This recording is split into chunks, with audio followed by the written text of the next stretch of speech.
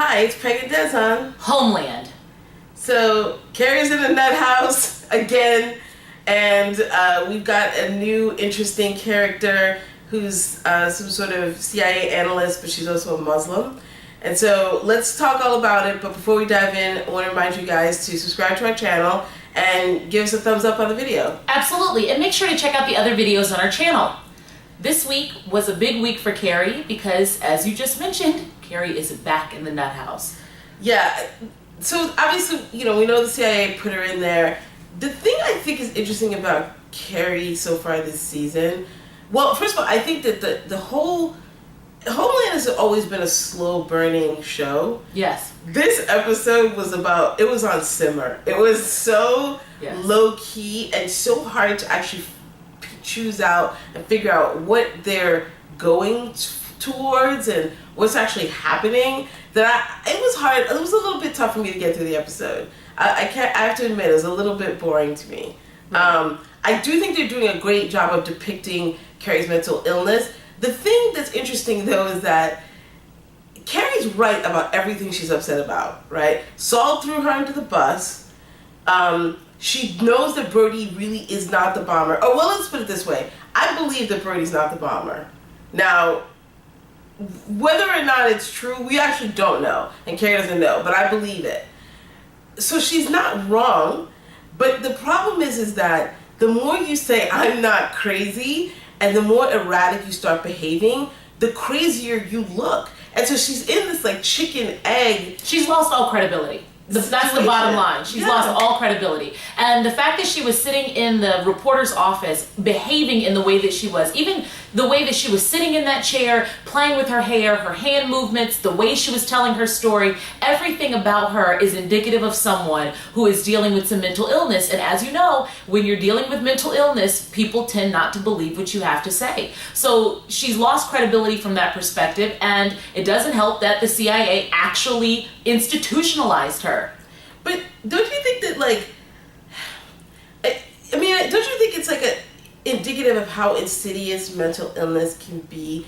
Because you are not wrong. You're not saying things that don't make sense. It's not like you're crazy in the definition of you're saying things that don't make sense. Everything she's saying is true and makes sense. Maybe her decision to go to the reporter was a bad decision based on the fact that she works for the CIA. Right. But don't you think that in a way she's right to be as angry as she is about what's happened? So makes sense from whose perspective, right? I mean, makes sense from your perspective or makes sense from the recipient of the information's perspective? Because everybody at this point believes that Brody is the bomber. So if you come out, and this is the message that's just proliferated across America. They're chasing this man in international manhunt, and then you have a woman talking about he's not the bomber. Now, granted, she is CIA, but nobody else in the CIA is sharing that same message. So it may make sense to you because you're watching the show and you have all eyes on all scenes, but it doesn't make sense to maybe a reporter, for example. It sounds crazy, or it sounds crazy to the congressman, and it doesn't help that she is in her chair, with everything that she's got going on. But the reporter nor the congressman are the ones that institutionalized her. No, but we're talking we're talking about receiving. So the CIA has a very specific motivation for institutionalizing her, not because she's, their problem with her is you're out here talking too much to the wrong people. That's our beef. Right. You're not supposed to share CIA secrets, so if I have to put you on lockdown, that's what I'll do. But in terms of the way that she's going about sharing her message and the people who are willing to listen to her, I can understand how those people are thrown off by her, because what she's saying is not the sky is blue. It is the manhunt that we've got going on in this country is for the wrong person. That'd be like if a CIA agent or something said Osama bin Laden was not responsible for 9/11, and they're the only person that's saying that. Right. And no, I understand that she's saying something that's very controversial. Right. And that she doesn't really have evidence for. Right. I get that. But I think my point is that she's between a rock and a hard place. And I do, regardless of how she feels about it, I do think it's right that they're giving her the meds forcibly.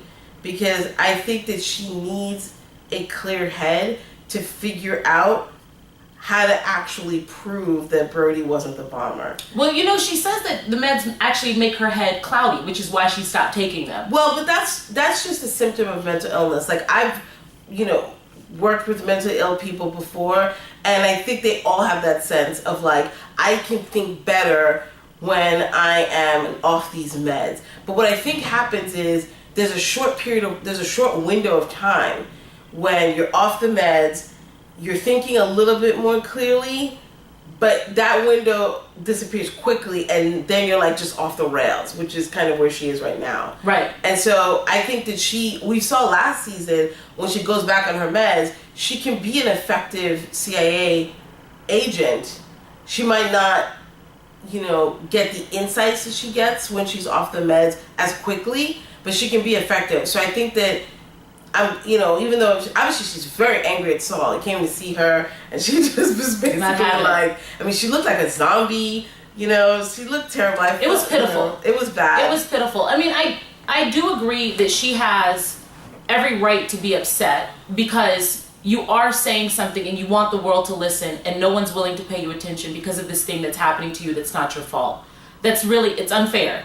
It's unfair. However, I do also understand the perspective of the recipients who are hearing this information and what they might be thinking as they're watching her share it. So we'll see what happens to her next week, and whether how long she'll be there. I was wondering, are they going to keep her there for the entire inquisition from the Congress? I don't think so. I think that they will wait for her to get to get back on the meds and to be back to the Carrie they know, and they'll sit down and talk to her and say, look, you realize that you cannot tell CIA secrets, right? Right. And she'll say, right, because she wants to get out of there and go and do her own thing and prove Carrie cannot be controlled. If they fall for that, they are some fools for real. She cannot be controlled.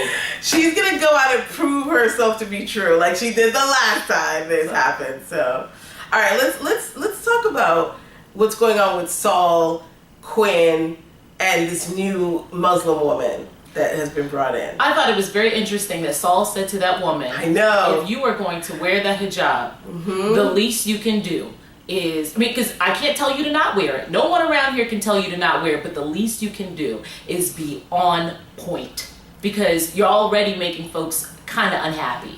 I know, and I don't know that I thought that was a fair thing for him to say to her. Because why is it that, just because you're Muslim, you better be the best analyst we've ever seen in here ever, and you better find us evidence for what we are trying to say happened, or else, or you're just a disgrace. It's reminded me of the famous saying, you gotta be twice as good to get half as far. Saul is really hitting, it's not fair what he said. Absolutely not. But it's real, because you're coming into this space. This is the sentiment of America at this time. We are xenophobic around this particular group of people. And if you're going to come in here and wear that and be reminiscent of that feeling, the least you can do is come with so much good information that people have to pay attention to you. Well, she's finding information. she didn't find anything on the hard drive of that man that Quinn killed last week, but she found a connection through his bank. Yes. And that they are basically funneling money to these terrorist organizations through some sort of shell company. I didn't quite understand all the financial maneuverings that they were doing, but she found something, and they're hot on the trail of that. I was wondering how often that happens. I think it happens a lot. Right. I was thinking it happens a lot, but it was a question more of how often? Is this daily transactions? Is this the bank dabbling here or there? Or is this just the regular business of this organization? I bet you money if you hauled any executives from any major banking organization in the United States, you would find some sort of terrorist money flowing through those banks. Yeah. Because there's just too much money involved. Right. For those guys to not be involved at all. There's just too much money there. Right. Well, we saw that the banking officials really told Saul and the woman to kick rocks until Quinn stepped in. Quinn came in and gave them the business. He was like, just so you know, this is what happened. So just warning you, just saying. Right. I'm just saying. So it all of a sudden, all kinds of documents and information came up. But you know what I did think was interesting was when Saul and the woman, what's her name, by the way? Farra. Farra, okay. So when Saul and Farra were standing at the board and she said that there was money missing, and he said, how about we just keep that between us for right now? Right. He didn't want her to tell anybody else at the CIA. Right, because he thinks that's a key to everything. Right. Where's that missing money? Who has it? Right. So I'm interested to see how that plays out. That's got to be important for the rest of the season. So let's wrap up by talking about the daughter, Dana. Dana with the man. Dana's doing the most. The whole time I'm watching Dana, I was like thinking of what you said last week, which is she stays with a man. Hell, high water, suicide, illness, plague, and locust. Dana has a man, and we'll go get it. Yes. Went to go get him. She went and, went out in the middle of the night.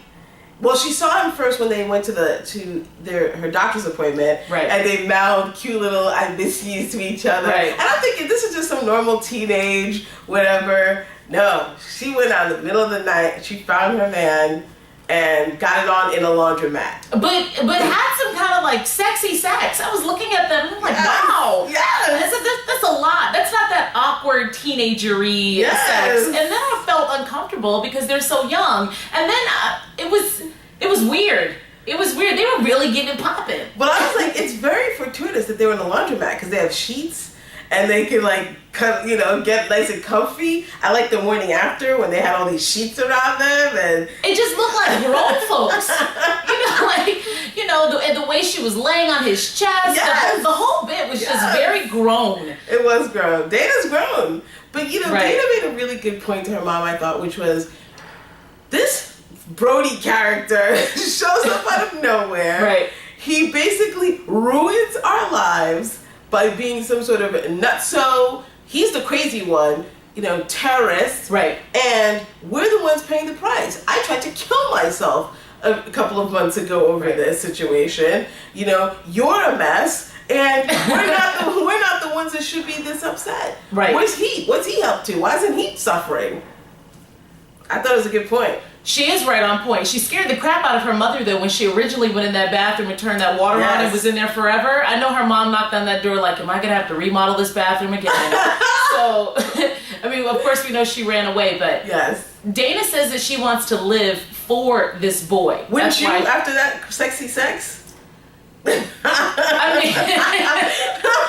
don't know about living for him. He might make life nice. Spice it up. She's just realizing, look, there's no reason to kill myself. I got plenty of life left, sex left. Right. There's no lots of adventure left to have. Right. No reason to die right now. Right. So. Well, next week, it looks like in the previews, we see Brody. Yes, finally. Right, so I can't wait to see where he is next week. He looks like he has a shaved head too, so I don't know what he's been up to. Yes, I'm looking forward to finding out what's up with Brody. Remember guys, subscribe to our channel and give us a thumbs up on the video. Absolutely, and make sure to check out the other videos on our channel. Bye. Bye.